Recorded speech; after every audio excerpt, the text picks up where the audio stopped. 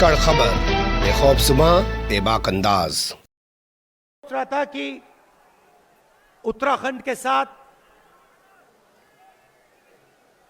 मेरा क्या रिश्ता है, और याद आया कि जब मैं छोटा था, डून स्कूल में पढ़ा करता था, आपके साथ 2-3 साल रहा और आपने उस समय मुझे बहुत प्यार दिया। फिर सोचा और एक और बात याद आई, और शायद ये मेरे परिवार का और उत्तराखंड का रिश्ता है। मुझे वो दिन याद आया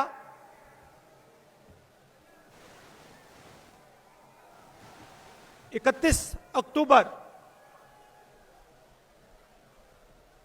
जब मेरी दादी इस देश के लिए शहीद हुई,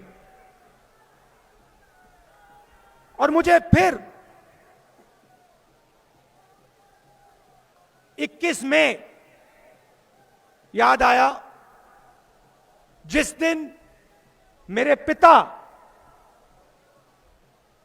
इस देश के लिए शहीद हुए।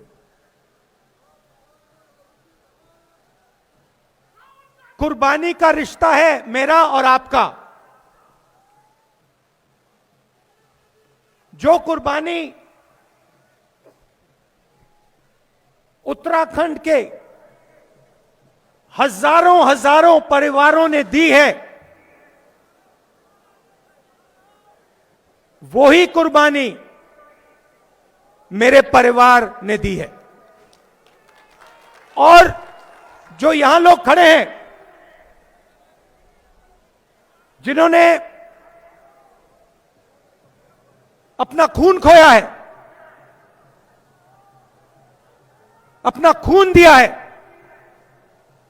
वो इस रिश्ते को बहुत अच्छी तरह समझेंगे। मगर और जो सेना में है, एयरफोर्स में, नेवी में, उन परिवारों को यह बात बहुत गहराई से समझ आएगी। पिता को खोना, भाई को खोना, आप लोग जानते हो, समझते हो।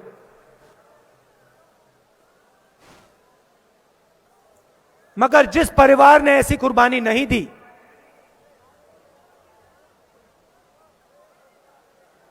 जिस व्यक्ति ने ऐसी कुर्बानी नहीं दी, उनको यह बात समझ कभी नहीं आ सकती।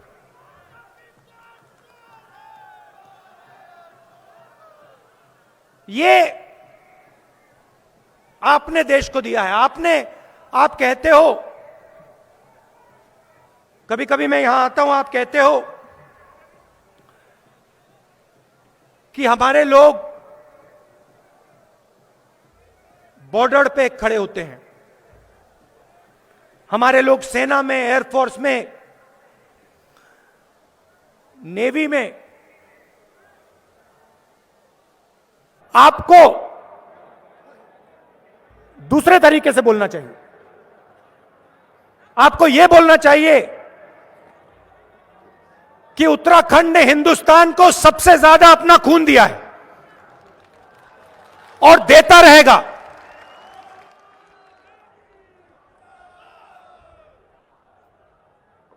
बांग्लादेश की लड़ाई हुई,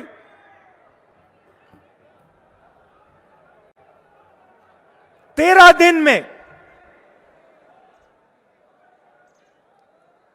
दिन में पाकिस्तान ने अपना सिर झुका दिया। आमतौर से युद्ध 6 महीने, 1 साल, 2-3 साल चलता है। अमेरिका ने अफगानिस्तान को हराने के लिए 20 साल लगा दिए।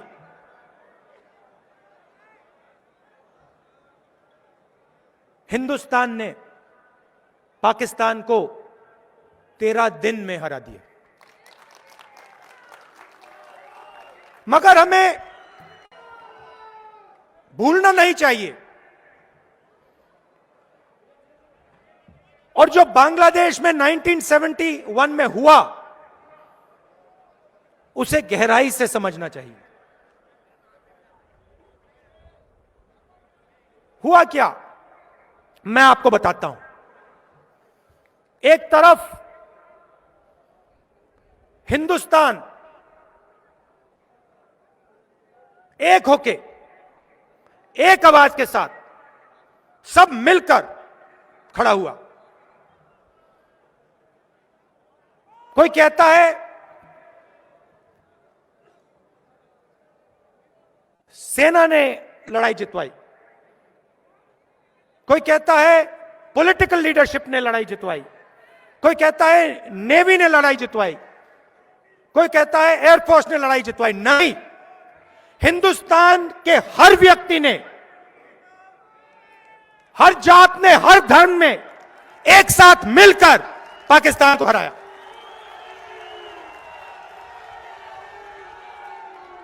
लाखों परिवारों ने अपने घर से सोना हिंदुस्तान की सरकार को दिया।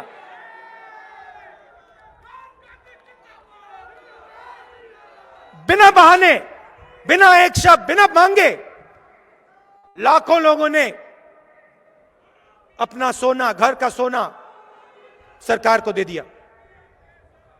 और यहां स्टेज पे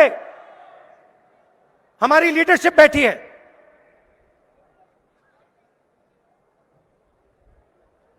जो सेना और बॉर्डर पे जाके लड़े,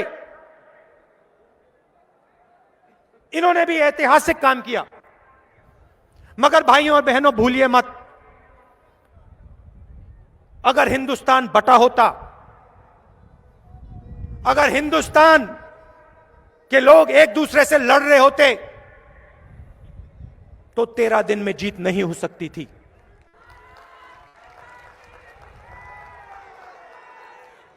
दूसरी बात, 13 दिन में जीत क्यों हुई?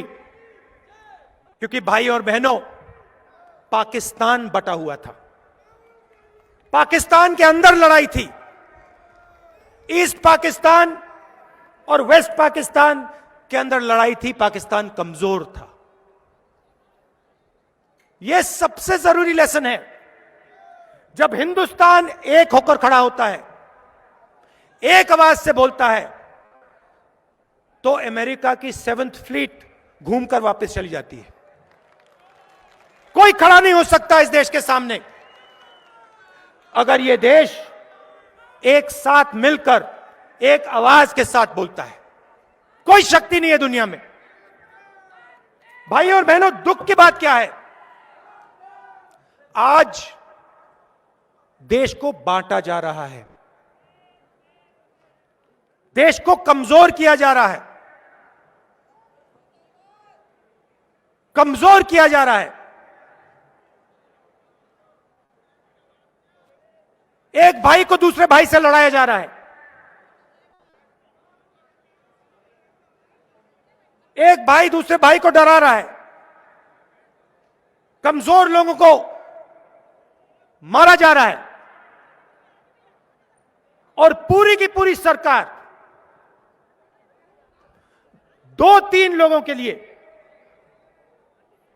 2-3 पूंजीपतियों के लिए चलाई जा रही है।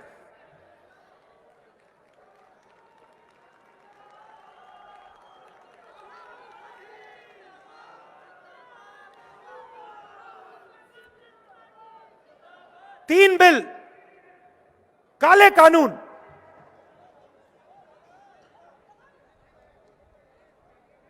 किसानों के खिलाफ, उनकी मदद करने के नहीं, उनको खत्म करने के लिए बनाए गए। पूरे देश के किसान खड़े हुए, एक साथ खड़े हुए, पीछे नहीं हटे। देखिए क्या शक्ति है उनमें, डरे नहीं, पीछे नहीं हटे। एक साल बाद प्रधानमंत्री कहते हैं, हाथ जोड़ के कहते हैं, गलती हो गई,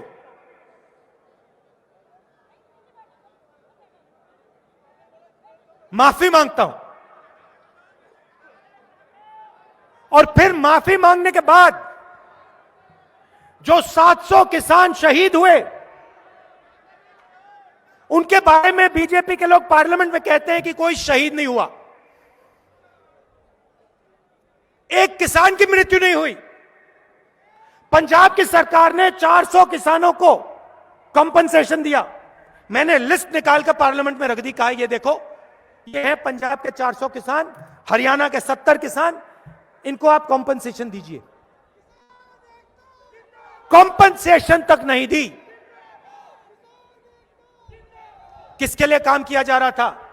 भाइयों और बहनों, यह गलती नहीं थी, यह साजिश थी। किसके लिए किया जा रहा था? दो उद्योगपतियों के लिए, 2-3 उद्योगपतियों के लिए। हिंदुस्तान के हर एक किसान की आमदनी की मेहनत उनसे छीनी जा रही थी। कांग्रेस पार्टी खड़ी हुई, किसान खड़े हुए, बाकी विपक्ष के लोग खड़े हुए, इसीलिए प्रधानमंत्री ने माफी मांगी।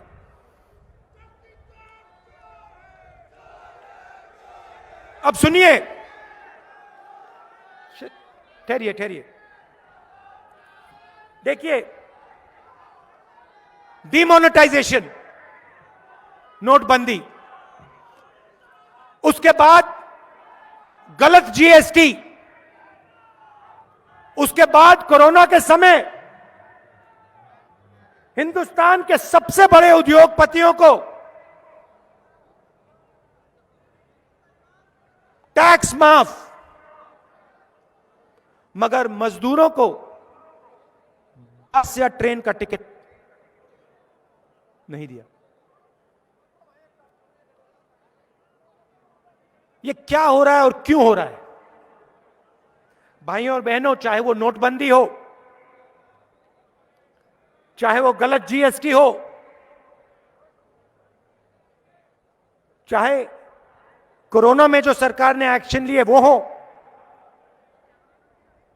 ये तीनों काम हिंदुस्तान के जो छोटे बिजनेस वाले हैं, मिडिल साइज बिजनेस वाले हैं, किसान हैं, मजदूर हैं, इन पर हिंदुस्तान के सबसे बड़े 2-3 पूंजीपति का आक्रमण है।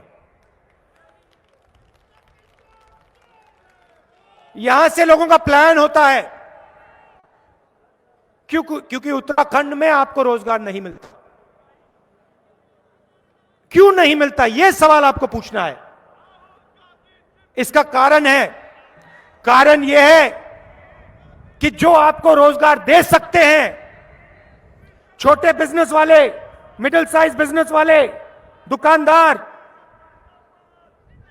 उनको नरेंद्र मोदी जी की सरकार ने, बीजेपी की सरकार ने नष्ट कर दिया है, खत्म कर दिया है।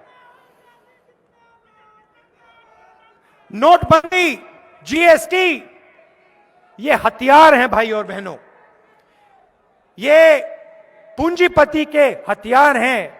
नरेंद्र मोदी जी इंप्लीमेंटर हैं, वो उनका है। और आप देख लेना, जब तक दिल्ली से बीजेपी की सरकार नहीं हटेगी, तब तक इस देश में युवाओं को रोजगार नहीं मिल सकता, चाहे कुछ भी हो जाए। पेट्रोल डीजल का दाम बढ़ता जाएगा, छोटे दुकानदार, मिडिल साइज और स्मॉल साइज बिजनेसेस बंद होते जाएंगे। एयरपोर्ट, पोर्ट्स, इंफ्रास्ट्रक्चर, सड़कें, माइंस, सब का सब उन्हीं 3-4 लोगों के हाथ में जाता जाएगा। और आप लिख के ले लो, यह देश अपने युवाओं को रोजगार नहीं दे पाएगा। तो एक तरफ आप देश को बांटते हो, और दूसरी तरफ जो देश की आर्थिक शक्ति है,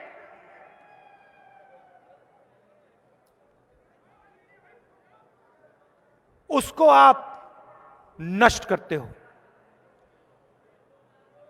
भाइयों और बहनों, यह मत सोचिए कि हिंदुस्तान मजबूत हो रहा है। गलतफहमी में मत रहिए।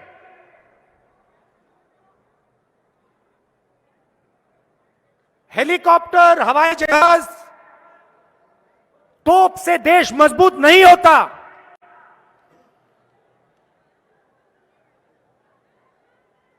देश मजबूत जब होता है जब देश का नागरिक मजबूत होता है, जब देश की जनता बिना डरे, बिना झिझके, बिना घबराए काम कर सकती है, जब देश की आवाज देश में चारों तरफ आसानी से बिना डरे बोल सकती है, तब देश मजबूत होता है। भाइयों और बहनों, बांग्लादेश लड़ाई के समय देश मजबूत था, हमारे इंस्टीट्यूशंस मजबूत थे,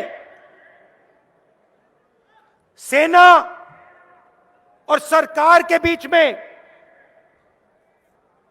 जबरदस्त रिश्ता था।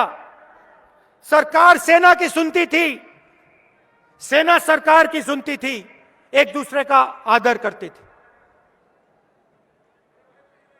कम्युनिकेशन था।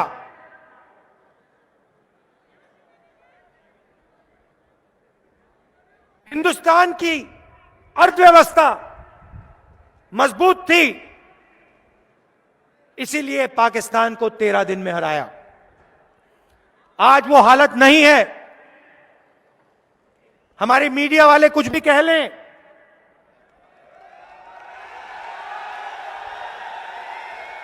राफेल हवाई जहाज के जितनी भी फोटो दिखा दें, भाइयों और बहनों, हवाई जहाजों से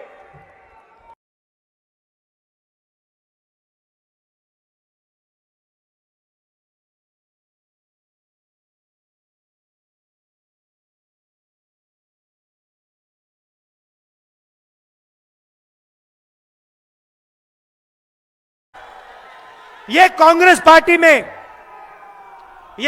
पार्टी में और बीजेपी में फर्क है।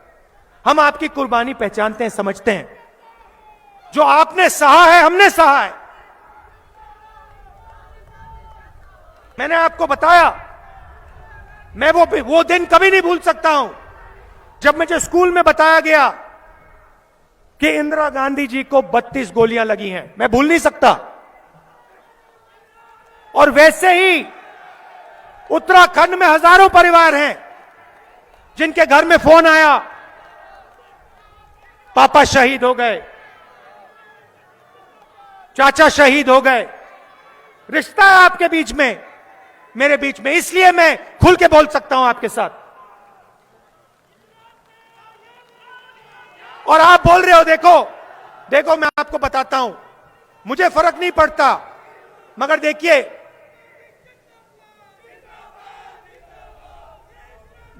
आपने इंदिरा जी का नाम लिया। आज फंक्शन हुआ है, बांग्लादेश लड़ाई का फंक्शन हुआ है दिल्ली में, उसमें इंदिरा गांधी का नाम तक नहीं है।